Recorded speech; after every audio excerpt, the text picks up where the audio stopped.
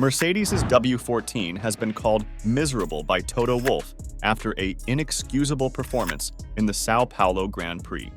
Lewis Hamilton could only muster a pitiful P8 in Brazil after finishing second in the previous two Grand Prix, his Austin P2 result ultimately leading to his disqualification, while teammate George Russell was forced to withdraw.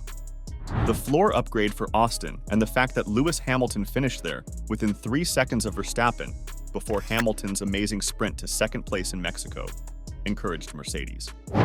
Mercedes seems to have been scared to choose a ride height that was too cautious for Brazil due to the disqualification for illegal plankwear in America, and the sprint format made any setup problems worse. Wolff and everyone else will be eager to learn the causes of the W14's unreliability, especially with the 2024 season drawing near, and the probe into why it was so slow in Brazil expected to start soon. Yeah, we're clearly not world champions on sprint race weekends. We do some good work here on track to get it done, but still it doesn't explain what went wrong, Wolff said, when asked if the sprint format might be a factor. That car almost drove like it was on 3 wheels and not on 4. This demonstrates just how terrible this vehicle is capable of being, how much Mercedes could still need to learn, and how simple it is to make a mistake on race day. Mercedes will make major changes to their cars throughout the winter.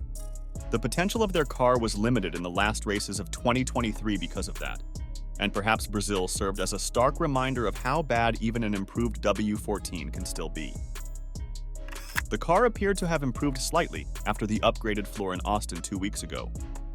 Moreover, it would have increased Mercedes' faith in its 2024 development strategy. But all of that seems to have been dropped now. However, a poor setup could equally well account for this. And if so, this could be an extremely unusual exception, given how smoothly the races in Austin and Mexico went, at least for Hamilton.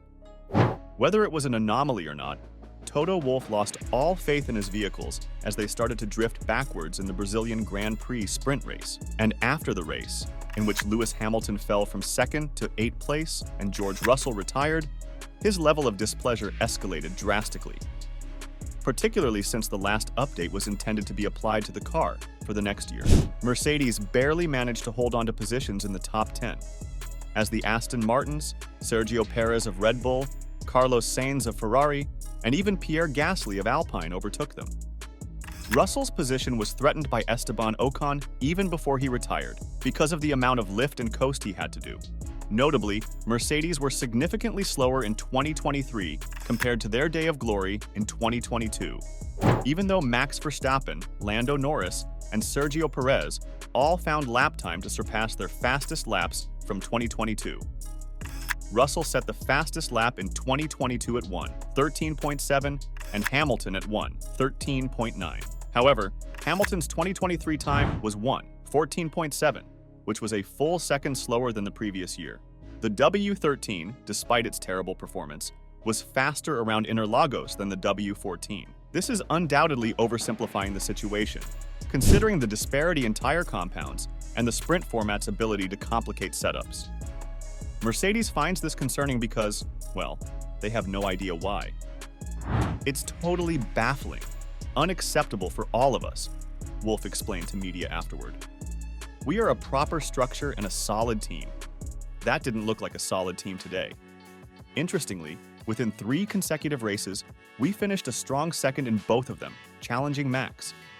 And then a week later, you're ending up nowhere. I believe this is just not on.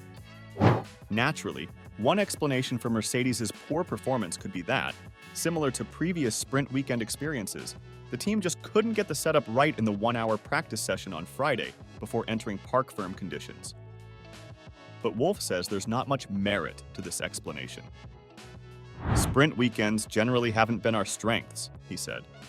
We're working ourselves out of problems on most weekends. The swings are on, but things are not on from being almost quickest to being 8th. For me, personally, the worst weekend in 13 years. Wolff was deeply troubled by the perception that the podiums in Mexico and the United States, before to disqualification, were false dawns. That car finished second last week and the week before, and whatever we did to it at Interlagos was horrible, Wolff said. Lewis survived out there. I can only feel for the two of them driving such a miserable thing. It shows how difficult the car is on a knife edge. We've got to develop that better for next year because it can't be that in 7 days you go from finishing on the podium, probably one of the 2 quickest cars, and then you're nowhere and you finish 8th. Mercedes was running a higher level of wings than its main rivals, but the additional downforce wasn't protecting its tires and was making it slower on the straightaways. Lewis Hamilton believes that the Mercedes W14's floor played a significant role in the team's subpar showing in the Brazilian Grand Prix. At the beginning of the race, Hamilton passed the Aston Martins driven by Lance Stroll and Fernando Alonso to take 3rd place. But he then dropped in the rankings after claiming that he couldn't pass the vehicle in front of him even with his DRS activated. In the end, Hamilton placed 8th, but his colleague George Russell had worse, retiring due to a cooling issue. Following the race, Hamilton stated that it might highlight a problem with the car's floor performance.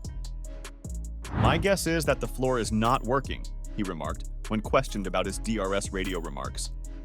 "The floor is not sucking it down. So that pushed us to go to a higher wing, and then we're just massively draggy on the straights.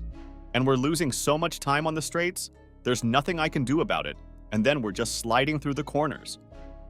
So we have to look into why that is the case on this rough circuit." Hamilton said that even overtaking the 2 Aston Martins at the start had not given him much hope. "No, I knew that we'd have a difficult day," he said.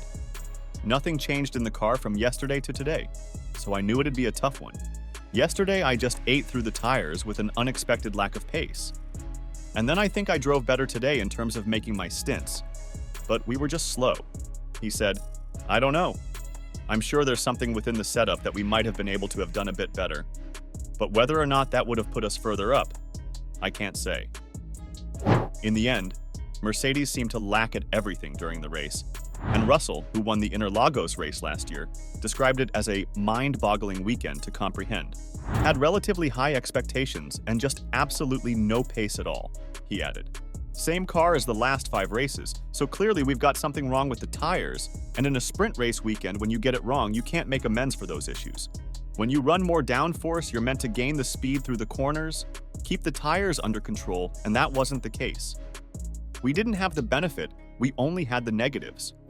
Russell did, in a bewildered and annoyed tone, sound more optimistic that this would turn out to be a blip with a clear and isolated reason. "So many question marks. It's the same car we had since Austin, where the car's been capable of podiums every race. Even before then, Singapore, Qatar, capable of podiums," he said. "This is clearly a substantial, one-off event. We need to understand what we've got wrong because right now, we don't really know. Mercedes will undoubtedly compete for race victories the following season if they can address their major issues, but will they be able to produce a car that is less problematic? What do you think about Mercedes' Brazil weekend? Share your opinions with us in the comments section below. We appreciate your time and we'll see you in the upcoming video.